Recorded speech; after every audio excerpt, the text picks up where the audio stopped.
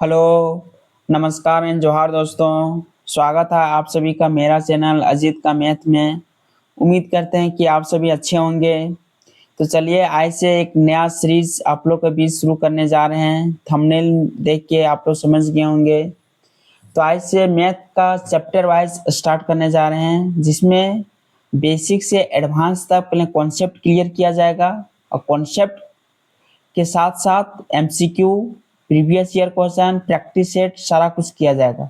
बस चैप्टर खत्म होते ही आप लोग का एमसीक्यू, प्रीवियस ईयर क्वेश्चन जितना सारा पूछा गया है सारा कुछ आप लोग के बीच प्रोवाइड किया कर दिया जाएगा। साथ पीडीएफ फ्री में आप लोग का इस चैनल में मिलते रहेगा। तो चलिए आज से स्टार्ट करते हैं। नंबर सिस्टम ऐसा चैप्टर है जो मैथ का सबसे ज़्यादा अगर कन्फ्यूजन चैप्टर है तो नंबर सिस्टम चैप्टर है। हर स्टूडेंट को इससे कन्फ्यूजन रहता है कि इस चैप्टर में क्या है, हमेशा कन्फ्यूजन रहता है।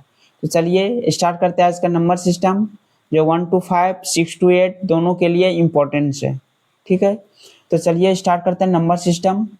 नंबर सिस्टम का हिंदी में क्या बोला जाता है? नंबर सिस्टम को हिंदी में क्या बोलते हैं? इसको बोला जाता है संख्या पद्धति।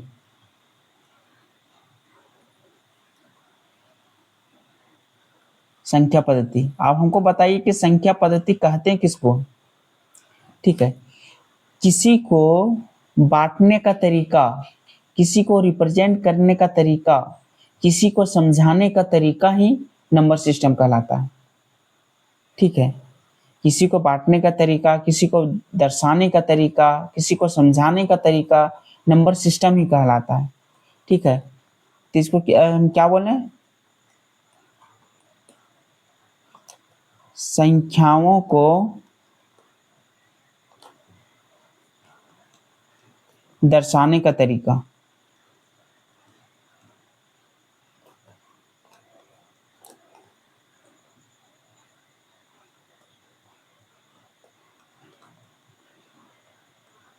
तरीका या दर्शाने वाली पद्धति।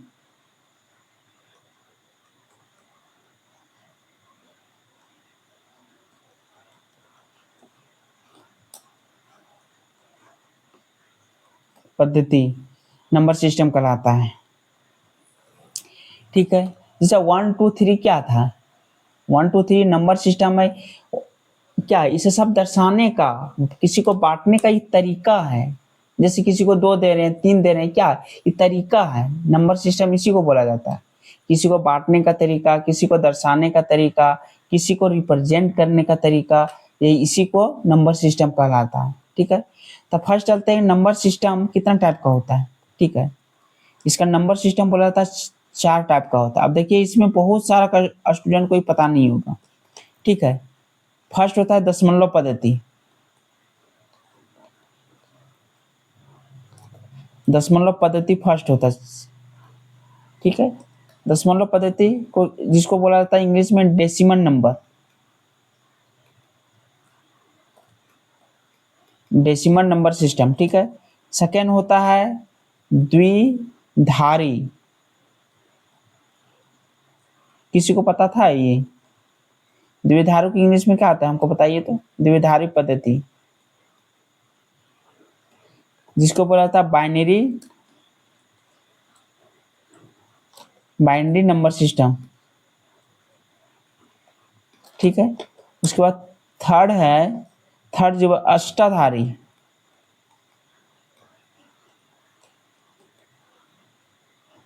अष्टाधारी पद्धति, जिसको बोला था ऑक्टाडेसिमल। ठीक है, ऑक्टा लिख देते हैं डार्ट। ठीक है, उसके बाद लास्ट एंड फोर्थ है हेक्साडेसिमल। हेक्साधारी पद्धति।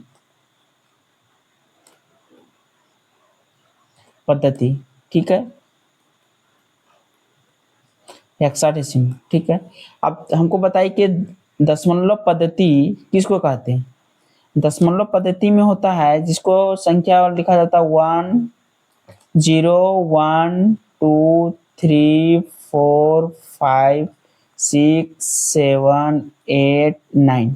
ठीक है, दशमलव पद्धति हम लोग यूज करते हैं मानव लोग यूज करते हैं दशमलव पद्धति। और जो द्विधारी हो गया, बाइनरी, ऑक्टाडेसिमल और हेक्साडेसिमल किसमें यूज होता है? ये मशीन में यूज होता है। कंप्यूटर में हो गया, मशीन में हो गया, इसमें यही सब यूज होता है।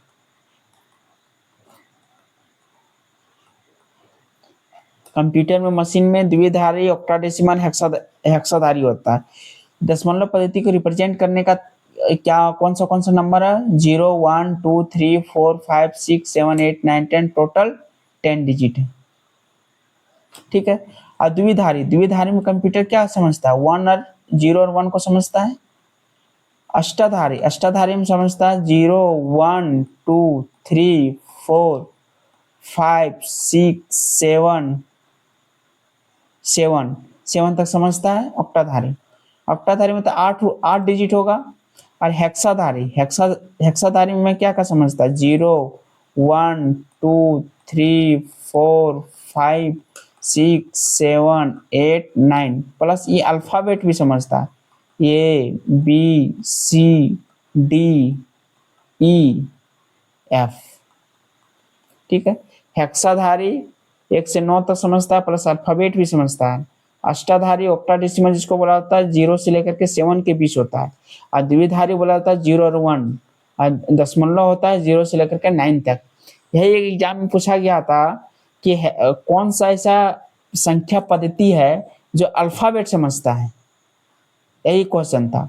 कौन सा संख्या पद्धति है, नंबर सिस्टम, जो जो नंबर सिस्टम को समझता है। नंबर सिस्टम अल्फाबेट समझता है, अल्फाबेट को समझता है।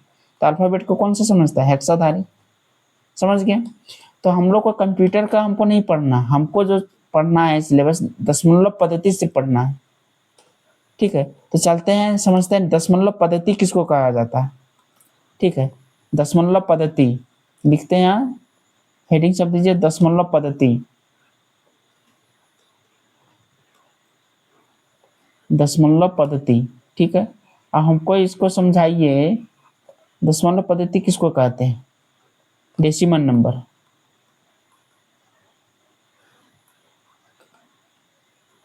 Decimal number. ठीक है। डेसिमल नंबर सिस्टम हो गया। अब हमको दशमलव पद्धति, अब दशमलव पद्धति होता है 2 टाइप का। दशमलव पद्धति हम 0 से लेकर के 0 से लेकर हम 9 तक बताए थे। अब दशमलव पद्धति क्या क्या होता है सो समझिए। दशमलव पद्धति होता है 2 टाइप का। एक होता है काल्पनिक नंबर, पढ़े थे, काल्पनिक संख्या। और सेकेंड, दूसरा है वास्तविक संख्या।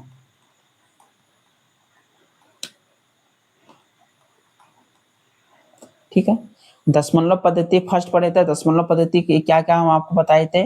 0, 1, 2, 3, 4, 5, 6, 7, 8, 9 इसको बोला जाता है दशमलव पद्धति। अब हमको पढ़ना कि दशमलव पद्धति कितना टाइप्स का होता है। 2 टाइप्स का होता है। एक काल्पनिक नंबर होता है, वास्तविक नंबर होता है। काल्पनिक नंबर जिसको क्या बोला जाता है इंग्लिश में? इसका इंग्लिश क्या होता है पता है? इमेजिनरी, जिसको नहीं इमेजिनरी जानते हैं, इमेजिनरी नंबर। वास्तविक को क्या बोलता है? Real number, real number. ठीक है। तो काल्पनिक नंबर किसे कहते हैं?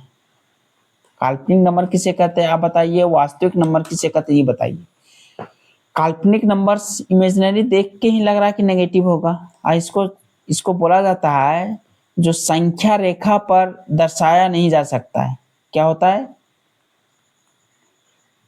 संख्या रेखा पर दर्शाया नहीं जा सकता है।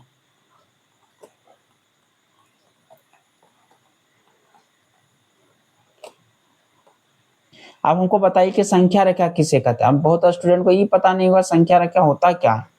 और इसको संख्या रेखा पर दर्शाया जा सकता है। संख्या रेखा पर दर्शाया जा सकता है।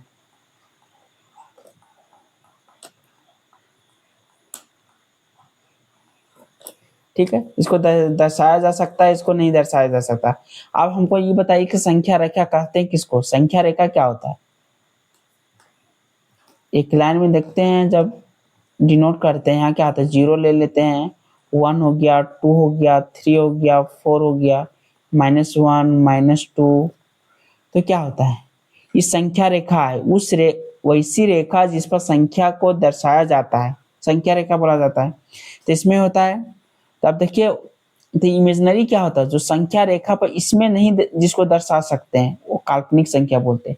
इस लाइन में जिसको दर्शा सकते हैं वैसी संख्या को वास्तविक संख्या कहते हैं, जिसको नहीं दर्शा सकते हैं उसके काल्पनिक संख्या कहते हैं। ठीक है, अब काल्पनिक संख्या के सबसे एक एक समझ जाइए, जिसका रूट में माइनस रहता है, जैसे आप बोलिएगा किसको नहीं दर्शा सकते हैं, रूट में माइनस लगा हो। जैसे एग्जाम्पल हम लेते हैं कि √-7, इसको दर्शा सकते हैं, इसको नहीं दर्शा सकते हैं। जैसे रूट माइनस ले लेते हैं 11, इसको भी नहीं दर्शा सकते। ठीक है, तो ऐसी संख्या जिसको दर्शा नहीं सकते उसको काल्पनिक नंबर कहते हैं, इमेजिनरी लाइन कहते हैं, इमेजिनरी नंबर कहते हैं। जिसको इस लाइन पे दिखा सकते हैं उसको वास्तविक संख्या या रियल नंबर कहा जाता है। ठीक है, तो कल्पना करना है तो आप देखिएगा 10th तक का सिलेबस में कहीं काल्पनिक नंबर सिस्टम हमको पढ़ना नहीं है। ठीक है, सिलेबस में काल्पनिक हमको सिलेबस में है ही नहीं पढ़ना, हमको पढ़ना है सिर्फ वास्तविक संख्या, बस इमेजिनरी जानना है कि काल्पनिक संख्या कहते हैं किसको। सिलेबस में इसके बारे में ज़्यादा हमको नहीं पढ़ना है, हमको बस सिलेबस के अनुसार चलेंगे तो इसका वास्तविक संख्या हमको पूरा डिटेल में पढ़ना है। तो चलते हैं, क्या आप चलते हैं वास्तविक संख्या किसे कहते हैं। यहाँ तो समझ गया, नंबर दशमलव पद्धति किसे कहते हैं, यहाँ तो ये समझे। दशमलव पद्धति दो टाइप्स का होता है, काल्पनिक संख्या होता है, एक वास्तविक संख्या होता है। यहाँ तो समझ गए काल्पनिक नंबर किसे कहते हैं, ये समझ गए जो संख्या रेखा पर दर्शाया नहीं जा सकता है। वास्तविक संख्या किसे कहते हैं, जो संख्या रेखा पर दर्शाया जा सकता है। तो चलिए, अब काल्पनिक नंबर हमको ऐसे संख्या नहीं पढ़ना, हमको पढ़ना है सीधे रियल नंबर। ठीक है, अब चलते हैं वास्तविक संख्या। क्या पढ़ना है, वास्तविक संख्या। चलते हैं वास्तविक संख्या। वास्तविक संख्या की इंग्लिश क्या बोले थे आपको, वास्तविक संख्या, रियल नंबर। ठीक है, अब वास्तविक संख्या किसे समझ गए, जिसको क्या बोले, संख्या रेखा पर दर्शा सकते हैं, इसको वास्तविक संख्या बोले थे। अब वास्तविक संख्या आप देखिए, वास्तविक संख्या भी दो टाइप्स का होता है।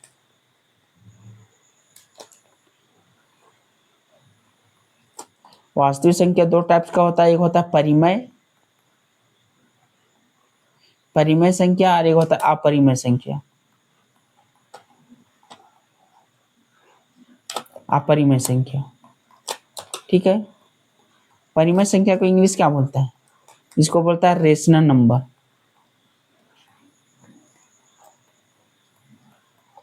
ठीक है, अपरिमेय संख्या को बोला जाता है इरेशनल नंबर।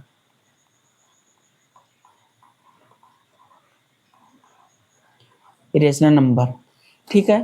तो चलते हैं परिमेय संख्या, इस समझ के वास्तविक संख्या दो टाइप्स का होता है, परिमेय संख्या अपरिमेय संख्या। परिमेय संख्या किसे कहते हैं, अब देखिए यहाँ से क्वेश्चन भर भर के पूछा जाता है, परिमेय संख्या, अपरिमेय संख्या, वास्तविक संख्या। 10th में सबसे ज्यादा यही ना, प्रूव करें अपरिमेय संख्या की परिमेय संख्या। 10th में आप लोग पढ़े होंगे। तो चलिए, यहाँ से क्वेश्चन भर भर के आता है, यहाँ से आप ध्यान से समझिए। परिमेय संख्या किसे कहते हैं, वैसी संख्या जिसको p/q के रूप में लिख सकती है, वैसी संख्या जिसको p/q के फॉर्म में लिख सकते हैं, जहां q is not equal to 0 होना चाहिए। ठीक है, इसी को कहते हैं परिमेय संख्या। जैसे एग्जांपल में ले सकते हैं 3/7, p/q के फॉर्म में लिख सके हैं। नीचे तो मेरे पास 0 तो नहीं, नहीं पे नॉट इक्वल टू 0 है, तो इसी को होता है परिमेय संख्या। 2/3 हो गया, 7/9 हो गया, ऐसे टोटल क्या हो गया परिमेय संख्या, जिसको p/q के फॉर्म में लिख सकते हैं, लेकिन q मीन्स हर 0 नहीं होना चाहिए, उसी को बोलते हैं रेशनल नंबर। ठीक है, आप रेशनल नंबर हो गया। अपरिमेय संख्या, जिसको p/q क्यू के फॉर्म में नहीं लिख सकते हैं, जिन्हें जो पी बाय क्यू के रूप में नहीं लिखा जा सकता है,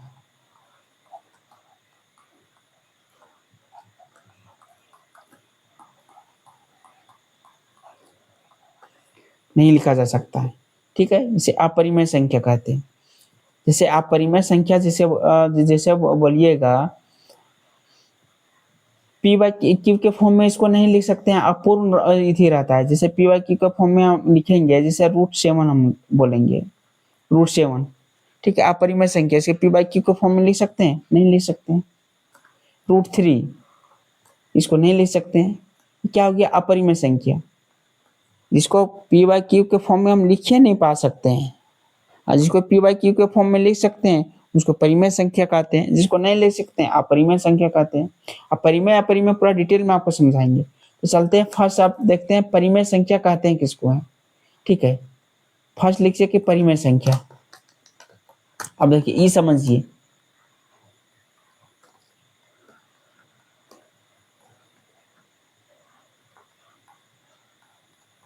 परिमेय संख्या इसका बोला जाता है दशमलव, जिसका दशमलव प्रसार करने के बाद पता चलता है शांत है या अशांत। ठीक है, इसमें जो बोला जाता है, इसमें पुनरावृत्ति होती है, इसमें रिपीटेशन अलाउ है, इसमें पुनरावृत्ति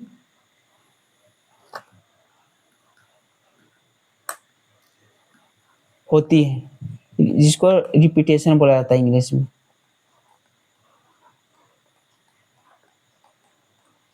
रिपीटेशन, ठीक है, आप समझिए।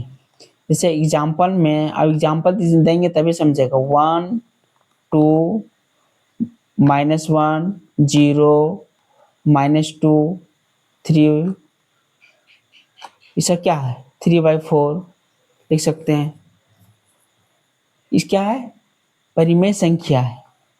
ठीक है, जैसे एक एग्जाम्पल लेते हैं 0.25 0.333 ... अब देखिए बोला है कि दशमलव प्रसार करने के बाद पता चले कि शांत है या अशांत, इसमें पुनरावृत्ति होता है। मतलब दशमलव प्रसार, जैसे हाँ हम अभी क्या लिखे 1/3 किए, इसको डिवाइड करेंगे कितना होगा, 0.333 ... चलता जाएगा। ये पुनरावृत्ति हो रहा है, मतलब 3 बार रिपीटेशन हो रहा है, तो क्या हो गया, परिमेय संख्या हो गया। अगर इसको डिवाइड करने के बाद ई रिपीटेशन नहीं होगा, अलग अलग संख्या आएगा, तो सीधा अपरिमेय संख्या में चल जाएगा, जिसको पी बाई क्यू के फॉर्म में लिख सकते हैं, इसको पी बाई क्यू के फॉर्म में लिख सकते हैं। ठीक है, तो ये हो गया परिमेय संख्या, इसीलिए इसका रिपीटेशन अलाउ है, इसको जो भी रिपीटेशन अलाउ है, लेकिन अपरिमेय संख्या में रिपीटेशन अलाउ नहीं है। जैसे 1 2 -1 0, 1 को चाहेंगे तो नहीं लिख सकते हैं 1/1, ये भी पी बाई क्यू के फॉर्म में तो हो गया। 2/1 ये भी पी बाई क्यू के फॉर्म में लिख सकते हैं, इसलिए पी बाई क्यू के फॉर्म में लिख सकते हैं। नीचे 0 अलाउ नहीं है, साथ ही साथ रिपीटेशन इसमें होता है, पुनरावृत्ति होता है। बस एग्जाम में यही पूछा गया था, वैसी संख्या कौन सी संख्या है जिसमें रिपीटेशन अलाउ है, पुनरावृत्ति होती है। ऑप्शन में था परिमेय संख्या, अपरिमेय संख्या, यही मेरा ऑप्शन में था, ऑप्शन नंबर 1 या 2 दोनों। तो हो गया परिमेय संख्या में पुनरावृत्ति अलाउ है, रिपीटेशन अलाउ है। क्वेश्चन यहीं से अंदर जाके पूछता है, इन्हें पूछता है परिमेय संख्या कौन सा है इसमें से, समझ गए। परिमेय संख्या किसे कहते हैं, असल अपरिमेय संख्या, अपरिमेय संख्या जिसमें इसमें देखिए अपरिमेय संख्या, ठीक है, अपरिमेय संख्या होता है, दशमलव प्रसार करने के बाद इसमें अशांत होता है, इसमें अशांत होगा, अशांत होगा, साथ ही इसमें रिपीटेशन नहीं होगा।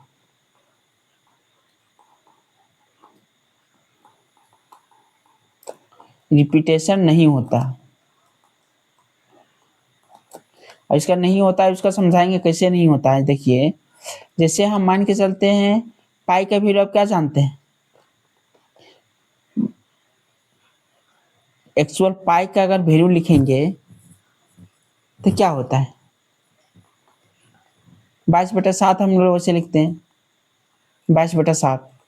एक्चुअल इसका होता है, जैसे हम आगे लिखते हैं 3.14, इसको शॉर्ट लिखते हैं, नहीं टोटल इसको अगर देखा जाता है तो हो जाएगा 3.14723593, ये होता है।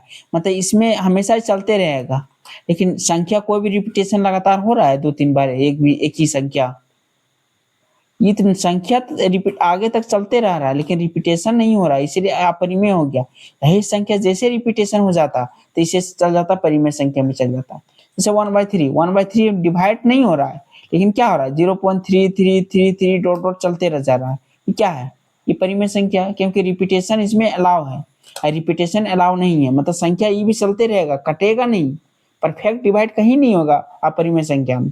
बस संख्या क्या होगा, अनंत तक चलते रहेगा, और नंबर हमेशा डिजिट चेंज होते रहेगा, एक ही डिजिट बार बार नहीं आएगा, इसी को कहते हैं अपरिमेय संख्या। अपरिमेय संख्या जिसमें रिपीटेशन बार बार आएगा तब होगा परिमेय संख्या, बस इसी में कंफ्यूजन आता है। रिपीटेशन बार बार आएगा तब परिमेय संख्या, और रिपीटेशन नहीं आएगा तब अपरिमेय संख्या। परिमेय संख्या को पी बाई क्यू के फॉर्म में नहीं लिख सकते हैं, लेकिन परिमेय संख्या को पी बाई क्यू के फॉर्म में लिख सकते हैं। समझ में आ गया होगा, तो चलते हैं और समझते हैं, देखते हैं इसमें क्या बोला जाता है सो। ठीक है, अब देखिए एक नोट दे के लिखिए आप लोग,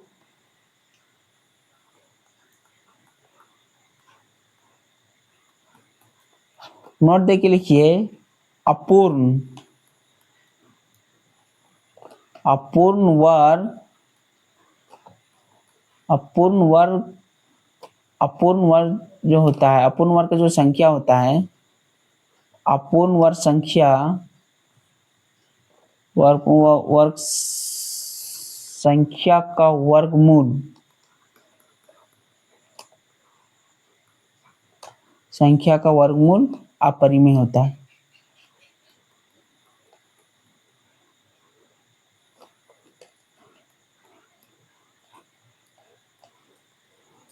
अपरिमेय होती है, ठीक है। अपूर्ण वर्ग, ये ध्यान दीजिएगा, अपूर्ण वर्ग जिसको वर्ग नहीं निकाल सकते हैं, जैसे √2, इसका वर्ग हो सकता है, इसका स्क्वायर नहीं निकाल सकते हैं, √2 को परफेक्ट निकाल सकते हैं, नहीं निकाल सकते हैं, इसलिए अपरिमेय संख्या हो गया। रूट हो गया जैसे 3 हो गया, √5 हो गया, √7 हो गया, ऐसा क्या है, अपरिमेय संख्या है। जिसे लिख सकते हैं, जैसे √2 का वैल्यू आप जानते हैं क्या होता है, सो 1.4147293, इसी तरह डॉट डॉट ये चलते रहेगा। तो क्या है, √2 का है, √2 को इस संख्या रिपीटेशन नहीं हो रहा है, यहाँ जस्ट रिपीटेशन जैसे 41111 हमेशा रहता है, तो परिमेय संख्या चल जाता है, लेकिन संख्या अलग अलग आ रहा है, रिपीटेशन नहीं हो रहा है, इसलिए यह संख्या हो जाएगा अपरिमेय संख्या। समझ गए, ये अशांत है, शांत नहीं है, अशांत है मीन्स चलते रहेगा, चलते रहेगा, वो भी रिपीटेशन भी नहीं चलेगा, इसीलिए यह हो जाएगा अपरिमेय संख्या। जिसे आप समझिएगा रिपीटेशन कहाँ, आप पी बाई क्यू को फॉर्म में किसको परफेक्ट लिख सकते हैं, कौन, जैसे हम लिखेंगे 100/10 लिखें, 100/25 कर दिए, तो जान गया 4 टाइम से भी डिवाइड होगा, ये तो परफेक्ट डिवाइड हो गया, मतलब आप परिमेय संख्या में चल जाएगा। लेकिन यही देखना है कि परफेक्ट डिवाइड कैसे होगा, कैसे समझेंगे, जैसे 1/3 इसको कैसे न कैसे समझेंगे कि ये रिपीटेशन हो रहा है नहीं रिपीटेशन हो रहा है। सो इसके लिए एक समझिए, कोई भी संख्या पी बाई क्यू को फॉर्म में लिखेंगे, मतलब आंसर रहेगा ऊपर नीचे रहेगा हर, यही रहेगा। ठीक है, तो यहाँ देखिएगा, इसको समझिए आप लोग। हाँ से हर में बहुत इंपॉर्टेंस बात बोल रहे हैं, देखिए ध्यान से। टू, हर में अगर 2 5 या तो 2 तथा 5 दोनों, 2 तथा 5 दोनों, अगर हर में 2 या 5 हो या तो 2 और 5 दोनों हो तो संख्या क्या होगा? शांत होगा। समझ गए? और 2 और 5 छोड़ के कोई अन्य संख्या 2 और 5 को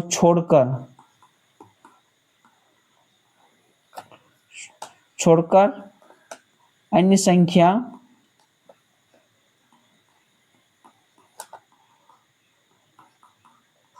रहेगा तो अशांत होगा। कौन पी बाई क्यू फॉर्म में शांत रहेगा, कौन अशांत रहेगा, ये समझ गए आप लोग। अंश बाय हर में हमेशा 2 और 5 का मल्टीपल रहे, या तो 2 5 दोनों रहे या सिर्फ ओनली 2 रहे या 5 रहे, तो संख्या क्या होगा? शांत होगा। और 2 5 छोड़कर कोई अन्य संख्या इसके अंदर रहेगा तो संख्या होगा अशांत। समझ गए आप लोग? उम्मीद करते हैं समझ गए होंगे। जैसे हम एक एग्जांपल ले लेते हैं, आप लोग अगर एग्जांपल से समझना चाहिएगा तो देखिए एग्जांपल जैसे ले लेते हैं 3/2। अब देखिए डिवाइड होगा, 2 एक 2 5 1.5 हो गया। जैसे लगता है 3/5 लेते हैं, 3/5 क्या हो जाएगा? 3/5 लेते हैं तो 0.6 हो जाएगा, 0.6 हो जाएगा। जैसे आप नेक्स्ट संख्या लेते हैं, चलिए लेते हैं एक और संख्या ले लेते हैं 3/7 और 3/5। 3/5 तो ये तो डिवाइड हो जाएगा। ये क्या होगा? 3/7 नहीं होगा, ये क्या होगा? अशांत होगा। समझ गए? मतलब 5 नहीं है न 2 है, 3/5 ये तो मेरे पास डिवाइड हो जाएगा। 0.625, मतलब ये क्या हो गया? ये शांत हो गया। कौन शांत हुआ कौन अशांत हुआ, समझ गए? हमेशा उसको मल्टीपल निकालिए, हर का हमेशा, अंश नहीं देखना, हर देखना आपको। ये समझ गए? ठीक है, तो चलते हैं आगे, देखते हैं आप ये क्या है। उसके बाद अशांत हो गया, शांत हो गया परिमेय संख्या। अब चलते हैं नेक्स्ट है, दो परिमेय संख्याओं के बीच अनंत अपरिमेय संख्या होता है। अब इसको नोट करके लिखिए, दो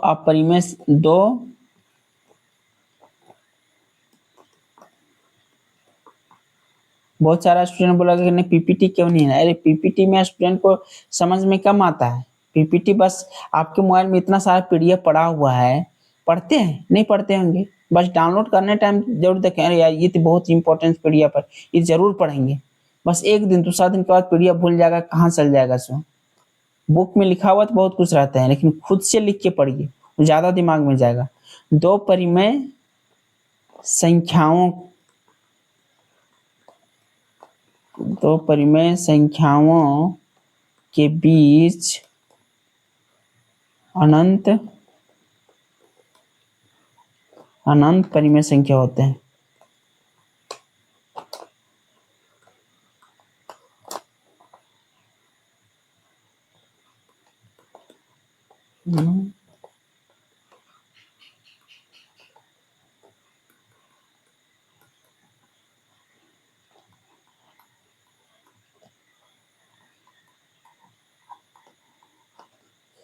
दो परिमेय संख्याओं के बीच अनंत परिमेय होता है तथा अनंत अपरिमेय संख्या होती है।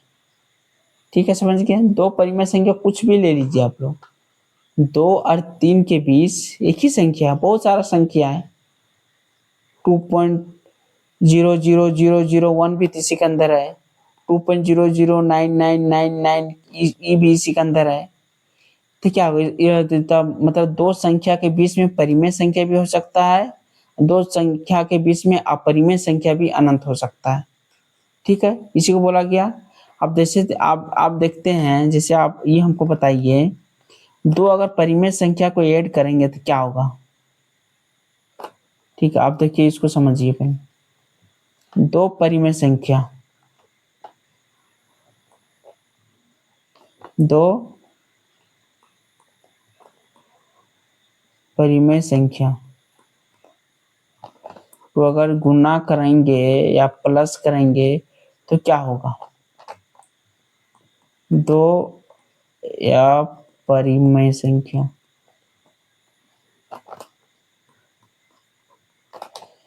प्लस करेंगे या मल्टीपल करेंगे तो क्या होगा। ठीक है, परिमेय परिमेय संख्या और अपरिमेय संख्या,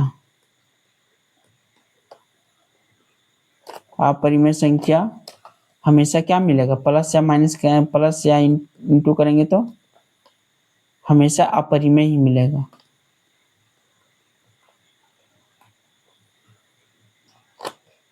समझ गए आप लोग। दो परिमेय संख्या को प्लस करें या माइनस करें हमेशा परिमेय संख्या मिलेगा। दो अपरिमेय संख्या को ऐड करें या दो कुछ भी करेंगे तो क्या होगा, इसमें परिमेय संख्या जोड़ेंगे तो हमेशा परिमेय होगा। ठीक है, और दो अपरिमेय संख्या का ऐड करेंगे तो हो सकता है कि अपरिमेय भी हो सकता है या परिमेय भी हो सकता है। परिमेय अपरिमेय इसमें दोनों हो सकता है। ठीक है, जैसे एग्जांपल हम सेकंड का लेते हैं, क्या है, √7 मेरे पास क्या है, अपरिमेय संख्या है, बताएं पहले। और -√7, अगर -√7 लेंगे तो ये भी अपरिमेय संख्या है। अगर इसको दोनों को ऐड करेंगे, अपरिमेय संख्या को ऐड कर रहे हैं तो क्या हो गया, 0 हो गया। 0 क्या है, परिमेय संख्या हो गया, परिमेय संख्या होगा। अगर √3 इंटू √2 करेंगे, √2 भी अपरिमेय संख्या है, √3 भी अपरिमेय संख्या, आप दोनों को मल्टीप्लाई करेंगे कितना होगा, √6। √6 भी क्या होगा, √6 क्या होगा, अपरिमेय संख्या होगा। मतलब दो अपरिमेय संख्या को प्लस करें या मल्टीपल करें हमेशा अपरिमेय संख्या आएगा या कभी कभी परिमेय संख्या भी आएगा। ये समझ गए आप लोग। अपरिमेय अपरिमेय का मल्टीपल और गुना, ये क्या होगा, अपरिमेय ही होगा। अपरिमेय संख्या ले लेते हैं 7 और गुना कर देते हैं परिमेय संख्या ले लेते हैं 2, कितना होगा, 2√7। 2√7 क्या है, ऑलरेडी अपरिमेय संख्या हो गया। समझ गए आप लोग। परिमेय संख्या किसे कहते हैं, अपरिमेय संख्या किसे कहते हैं। वास्तविक संख्या दो टाइप्स का होता है, परिमेय संख्या, अपरिमेय संख्या। अब चलते हैं परिमेय संख्या के बारे में डिटेल से। परिमेय संख्या कितने टाइप का होता है, हम देखिए। परिमेय संख्या, परिमेय संख्या, परिमेय संख्या देखिए होता है दो टाइप्स का। परिमेय संख्या दो टाइप्स का होता है, एक होता है पूर्णांक, पूर्णांक होता है, और एक होता है भिन्न, जिसको बोला जाता है भिन्न या दशमलव।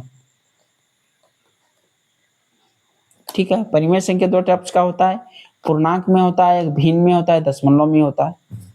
ये भी, इसको भी परिमेय संख्या कहते हैं। जिसको पूर्णांक को जैसे इंटीजर कहते हैं, इसको इंटीजर नाम सुने हैं ने, इंटीजर। और दशमलव, भिन्न दशमलव का क्या होता है, फ्रैक्शन मान के चलते हैं। ठीक है, अब चलते हैं पूर्णांक किसे कहते हैं या भिन्न या दशमलव किसे कहते हैं। ठीक है, अब पढ़ते हैं पूर्णांक। पूर्णांक कितना टाइप्स का होता है, पूर्णांक भी होता है मेरे पास कितना, दो टाइप्स का होता है। परिमेय संख्या होता है दो टाइप्स का, पूर्णांक संख्या होता है, एक भिन्न या दशमलव संख्या होता है। अब चलते हैं पूर्णांक संख्या किसे कहते हैं। ठीक है, पूर्णांक संख्या भी होता है दो टाइप्स का। पूर्णांक संख्या, पूर्णांक संख्या होता है दो टाइप्स का, दो टाइप्स के चलते हैं। जैसे फर्स्ट हो गया, एक होता है पूर्णांक संख्या को होता है सम पूर्णांक, सम पूर्णांक और एक होता है विषम पूर्णांक।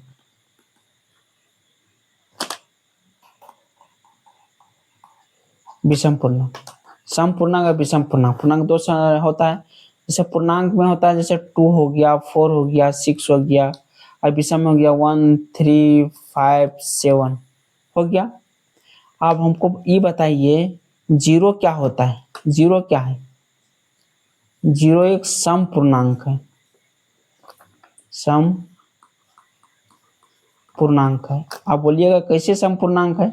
अब देखिए इसको, सम पूर्णांक होता है अगर ये क्या है मेरे पास, सम है, और इसको भी क्या है, दो सम है। दो सम सम को अगर ऐड करेंगे तो क्या होगा? जीरो होगा। और जीरो क्या होता है? सम पूर्णांक।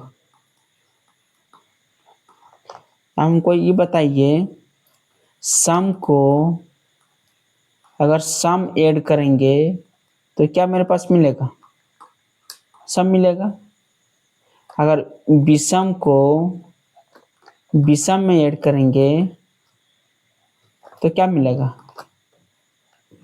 सम मिल सकता है या विषम भी मिल सकता है। सम और विषम दोनों मिले, जैसे 7 और 9, क्या है 7 में कितना हो गया? 16। 9 और 4,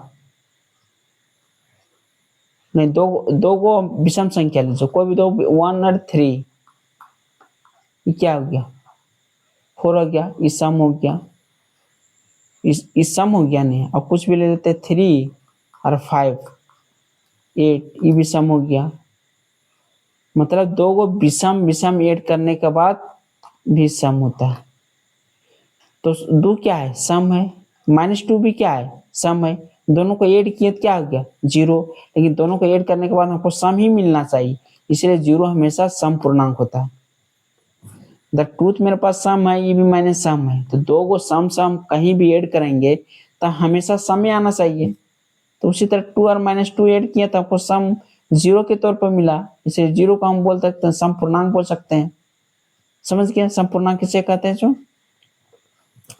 ठीक है। विषम पूर्णांक होता है 1 2 3 5 1 3 5 7 9, ऐसा क्या होता है? फिर माइनस -1 -3 -5 -7, इसे क्या होता है? विषम पूर्णांक होता है। अब चलते हैं, पूर्णांक पूर्णांक हो गया, पूर्णांक होता है विषम पूर्णांक, सम पूर्णांक। फिर और पूर्णांक को अलग से डिवाइड कर सकते हैं। पूर्णांक को अब देखिए अलग से होता है पूर्णांक, ये भी पढ़े होंगे आप लोग। देखिए पूर्णांक होता है, पूर्णांक होता है, फिर एक तो पढ़े तो पूर्णांक होता है दो टाइप्स का, सम पूर्णांक विषम पूर्णांक। आप पढ़ते हैं थी पूर्णांक होता है 3 टाइप्स का, धनात्मक धनात्मक पूर्णांक, ऋणात्मक पूर्णांक, ऋणात्मक पूर्णांक, और एक होता है जीरो। ना तो ऋणात्मक ना ही ये थी धनात्मक, ये क्या होता है? उदासीन होता है। ठीक है, धनात्मक पूर्णांक हो गया, ऋणात्मक पूर्णांक हो गया। अब देखिए धनात्मक होता है जिसमें पॉजिटिव होगा, ऋणात्मक जिसमें नेगेटिव होगा, लेकिन पूर्णांक रहना चाहिए। पूर्णांक संख्या को दो भाग में बांट दिया गया। पहले पूर्णांक संख्या को मैं अलग से बांटे थे कि पूर्णांक संख्या एक सम हो सकता है या विषम हो सकता है, चलो ठीक है। और सेकेंड में फिर पूर्णांक को बांटा गया कि सम और विषम में से उसमें तो कुछ पॉजिटिव होगा, कुछ नेगेटिव भी तो होगा। तो फिर इसको अलग से डिवाइड कर दिया कि पूर्णांक को 3 भाग में बांट सकते हैं, धनात्मक में, ऋणात्मक में, और एक जीरो में। ठीक है, जीरो को जिसको उदासीन बोला जाता है, ये समझ गए।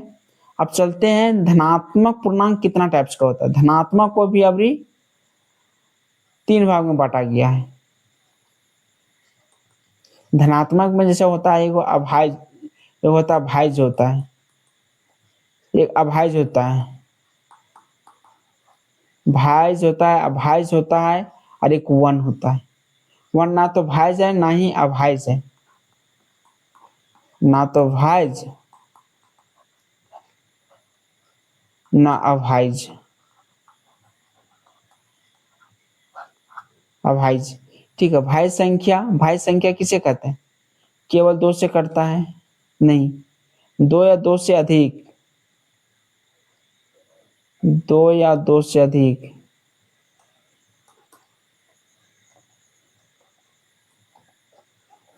भाज्य संख्या या दो से केवल दो का गुणनखंड होगा? नहीं। अच्छा, भाज्य होगा, दो या दो से कटेगा मतलब क्या? मतलब केवल दो गुणनखंड नहीं, दो से अधिक गुणनखंड होगा, दो या दो से अधिक गुणनखंड।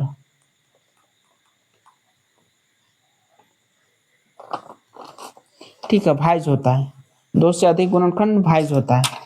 और चलते हैं अभाज्य। ठीक है, चलिए फिर अच्छा से इसको भी हम लिख देते हैं। क्या? धनात्मक। क्या बता रहे थे? धनात्मक पूर्णांक।